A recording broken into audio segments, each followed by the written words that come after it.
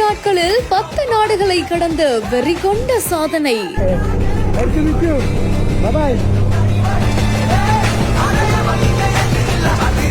பிளைட்டோ இல்ல காரோ இல்லங்க, தனது காலாலேயே மிதித்து மிதித்து பிரமிக்க வைத்த பயணம்.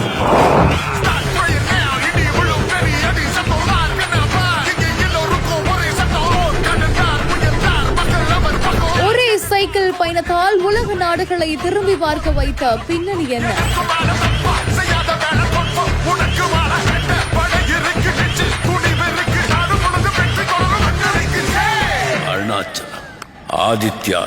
இலங்கை நாட்டோட யாழ்ப்பாணத்தை பூர்வீகமா கொண்ட இனோசூரன் அப்படின்ற இளைஞர் உள்நாட்டு போர் காரணமா பிரான்ஸ் நாட்டுல செட்டில் ஆனதா சொல்லப்படுது. போர் முடிவுக்கு வந்த நிலையில பல ஆண்டுகள் கழித்து இப்ப தன்னோட சொந்த நாட்டுக்கே போகணும்னு முடிவு பண்ண அவரு பிளைட்லயோ இல்ல கார்லயோ அப்படியெல்லாம் போகாம வித்தியாசமான ஒரு முடிவு எடுத்திருக்காரு.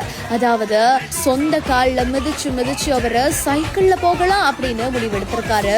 கடந்த ஜூலை 9ஆம் தேதி பிரான்ஸ் நாட்டுல இருந்து கிளம்பிய அவரு ஜெர்மன், ஆஸ்திரேலியா உள்ளிட்ட 10 நாடுகளை சுமார் 10,000 கிலோமீட்டர் தூரம் சைக்கிள்ல கடந்து சாதனையை படைச்சிருக்காரு. 3 மாத பயணத்தை நாகையில முடிச்ச அவரு நாகை துறைமுகத்துல இருந்து சிவகங்கை கப்பல் மூலமா இலங்கை யாழ்ப்பாணத்துக்கு செல்ல இருக்கிறாராம். இன்னைக்கு அதிகாலை துறைமுகம் வந்த இவருக்கு சுபம் நிறுவனத்தோட சார்பா வரவேற்பும் அளிக்கப்பட்டிருக்குது. பல நாடுகளோட கலாச்சாரங்கள் பழக்க வழக்கங்களை சைக்கிள் மூலமா நான் வந்ததுனால என்னால அதை கண்டறிய முடிஞ்சிச்சு அப்படின்னு இனோசூரன் ரொம்பவே பெருமையா பேசியிருக்காரு. பல ஆண்டுகள் கழித்து பூர்வீக நாடான இலங்கை செல்வது ரொம்பவே மகிழ்ச்சி அளிப்பதாகவும் அவர் தெரிவிச்சிருக்காரு. ஒரே சைக்கிள் பயணத்தினால 10 நாடுகளை சுற்றி உலக நாடுகளையே திரும்பி பார்க்க வச்சிருக்கிற இந்த ஒரு இனோசூரன் இளைஞனை பத்தி நீங்க என்ன நினைக்கிறீங்க அப்படின்ற உங்களோட கமெண்ட்ஸ் எங்க கூட மறக்காம ஷேர் பண்ணிட்டு போங்க.